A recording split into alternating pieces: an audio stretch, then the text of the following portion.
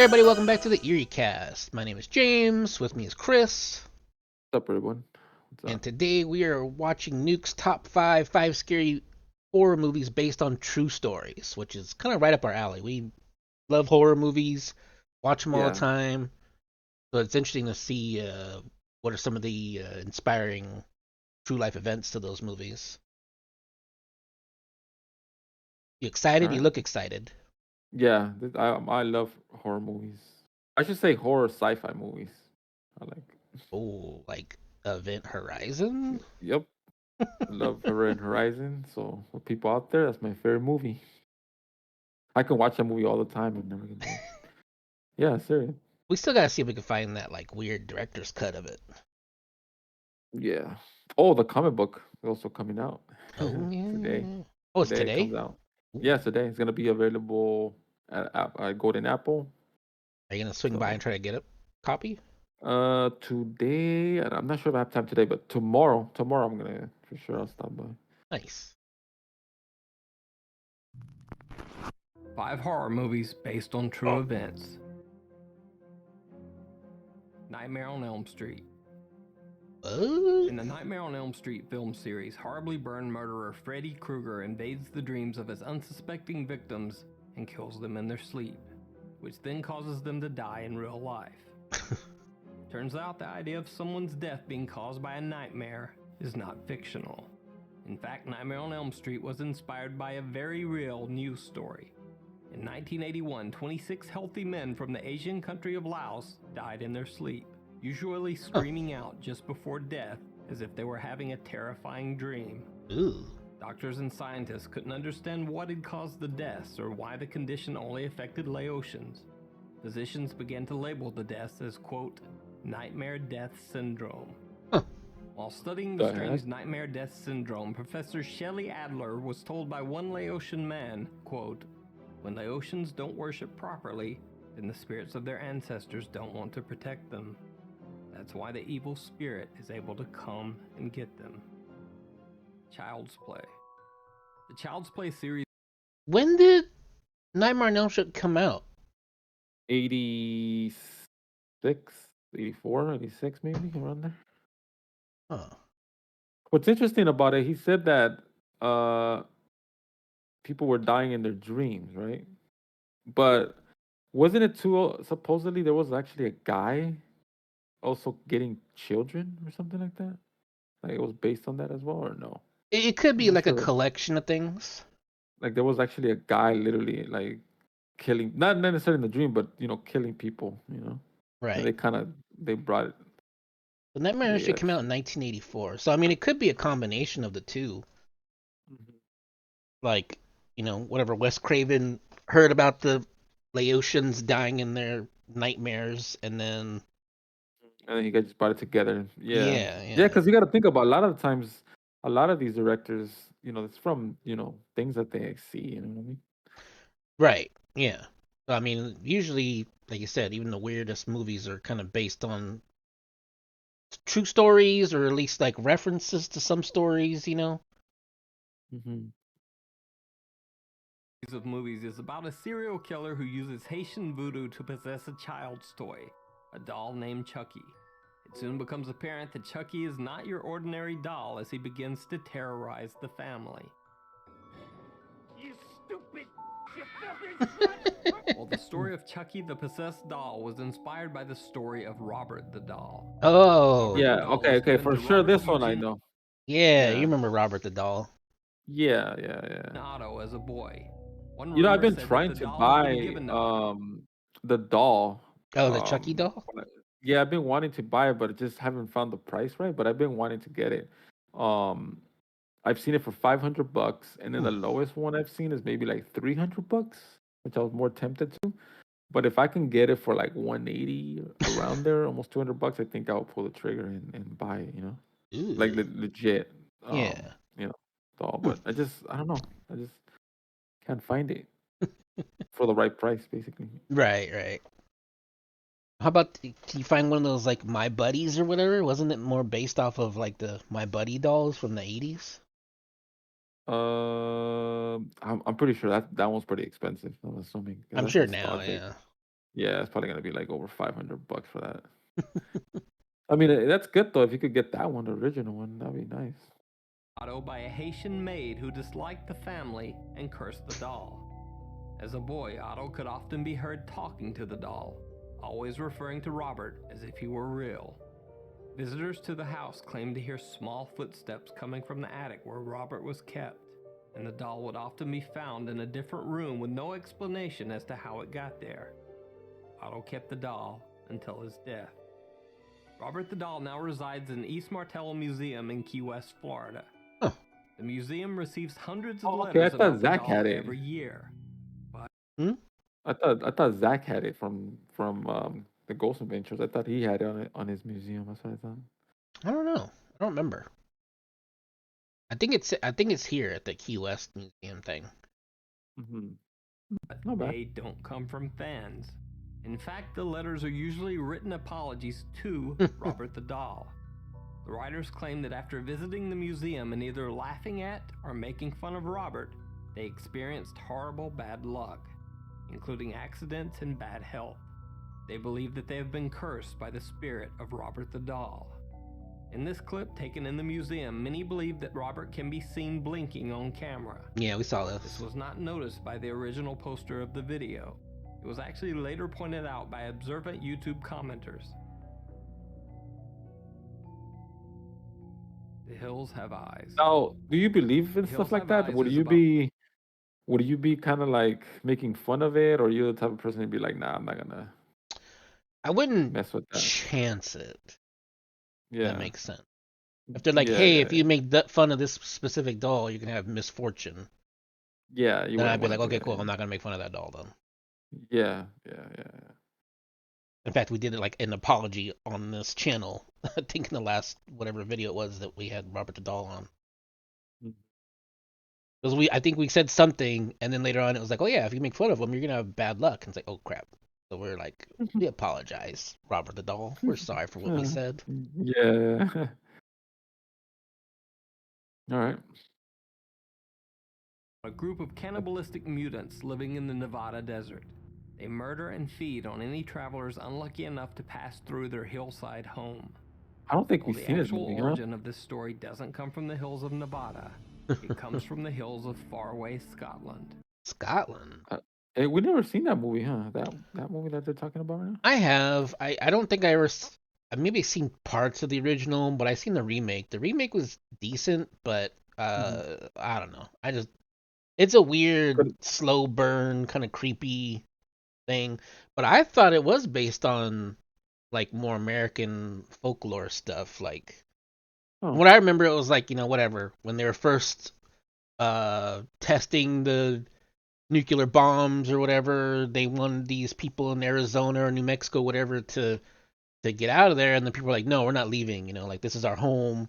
We're not leaving. Da da da da da. And I guess they were like miners or something too. So what they did was they just moved themselves and their families into the mine as the nukes went off, and then thinking like, okay, cool, like we're fine. Because at the time, they didn't know anything about radiation really. Like they knew about radiation, but they were telling people back in the day to like duck and cover so the nuclear radiation doesn't get you. You know what I mean? Like it wasn't like a yeah. common sense thing. So they're like, okay, these bombs are going off. Okay, we'll hide when the bombs are going off, and then we'll come out and then supposedly they got mutated, and they had kids with like 4 arms and all kinds of weird stuff like that. And then the whole idea is that like, oh yeah, like this town exists, but they're for some reason they're cannibals or something, or like they don't, whatever, they're not recognized by any like government or something, so they just have to like Yeah. scavenge from weary travelers and stuff like that. I thought that's Hmm. what it was based off. I'm confused about the Scotland thing. I want to hear about it. And the gruesome Yeah. tale of Sawney Bean and his clan.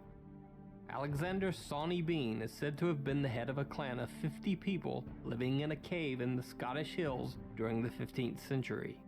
The clan lived a life isolated from the rest of society, inbreeding to the point that some members of the family had severe deformities.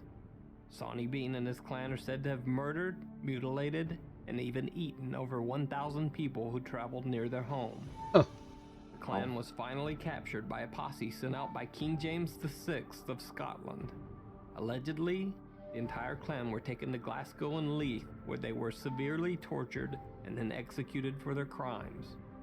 Some believe the tales of Sawney Bean to simply be 15th century legend, but actual written accounts of the clan and their crimes do exist. I do believe this. I do believe that story, like the origins of that. It Yeah, sounds I'm very. sure. Yeah, it's a I very. mean, there's a lot more weird stuff in history than people give it Yeah. credit for. Like they think all this stuff is just new. Yeah. Cannibalism isn't a That's, new thing. You know what I mean? yeah. Yeah. But yeah, I didn't think that I think these are like far stretches. Like the movie, I don't think is based on the Scottish Hmm.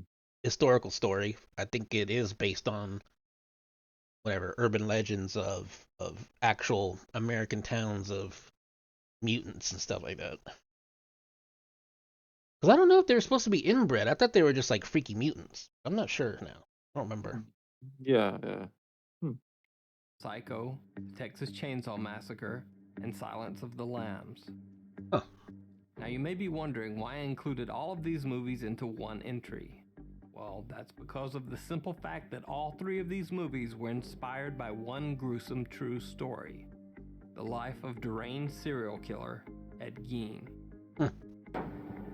Well, I figured he was just perfectly harmless and rather simple.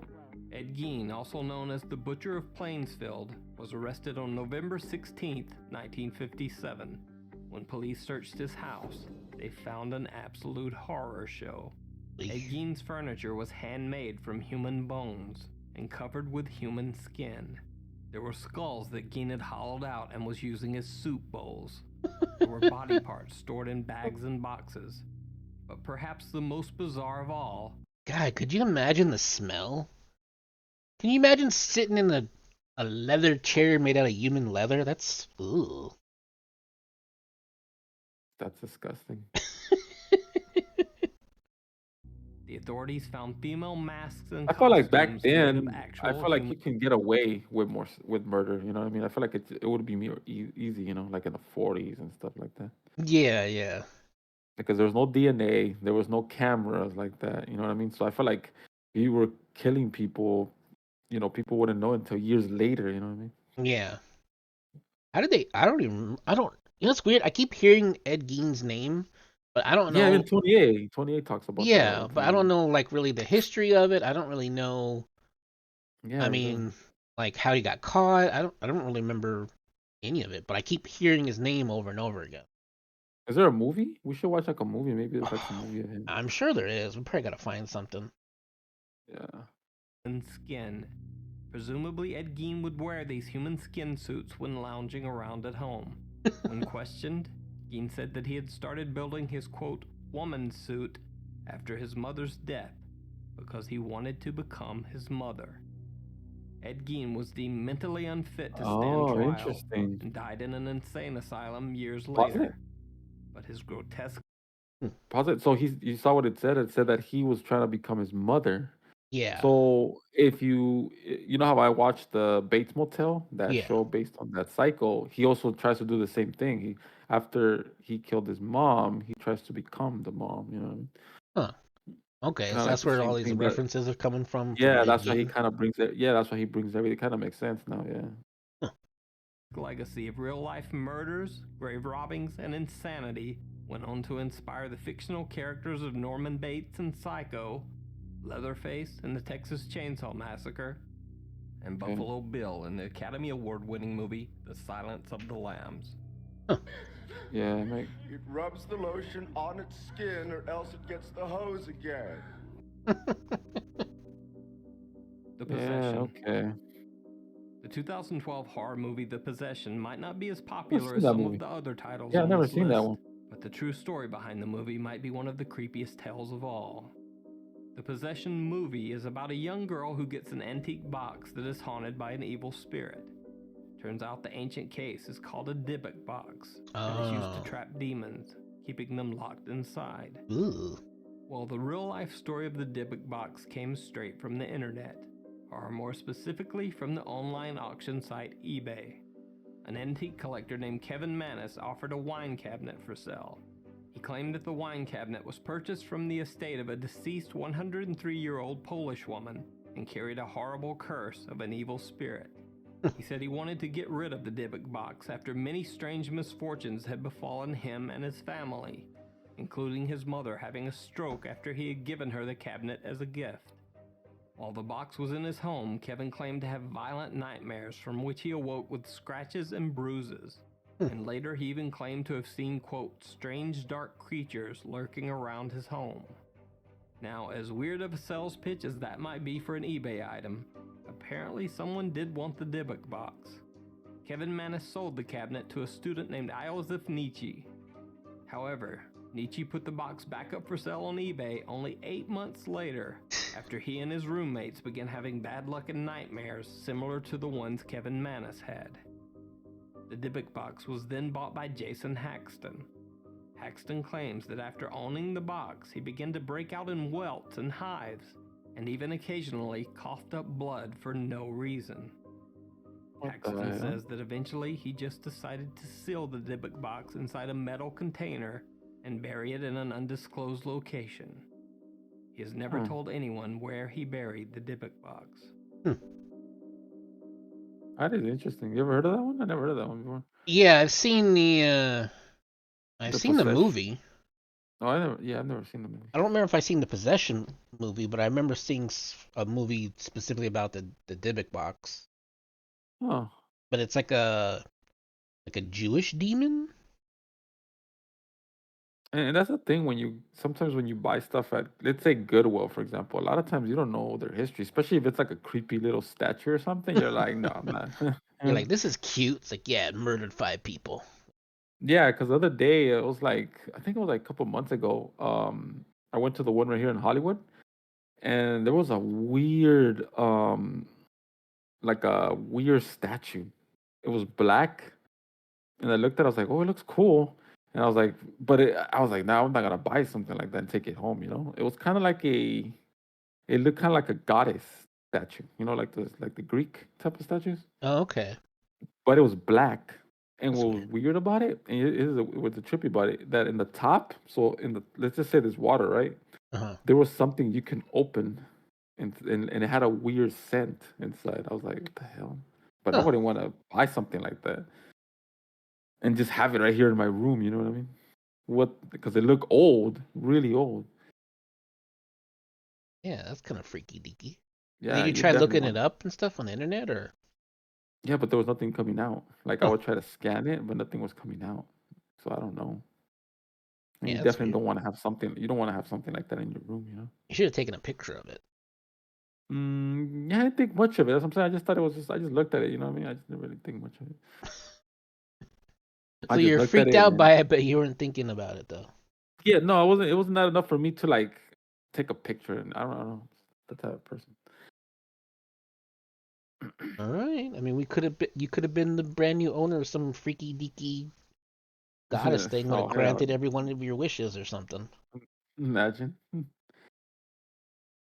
But yeah, very interesting videos.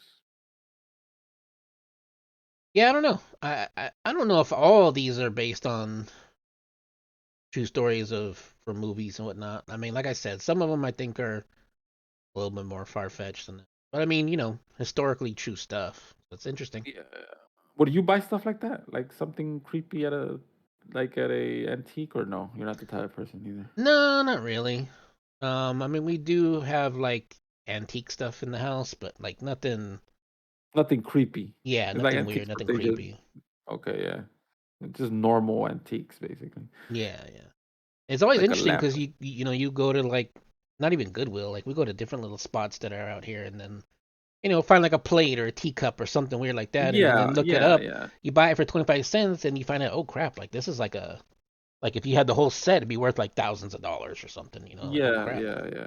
But you wouldn't buy like some sort of like statue of some sort or some sort of like. No, creepy... I'm not a big statue person. I don't know if I like the idea of something in my house just staring at me. Yeah. Yeah. All right. That was cool. I like that one. Yeah. That was good. That was right up our alley, I feel like.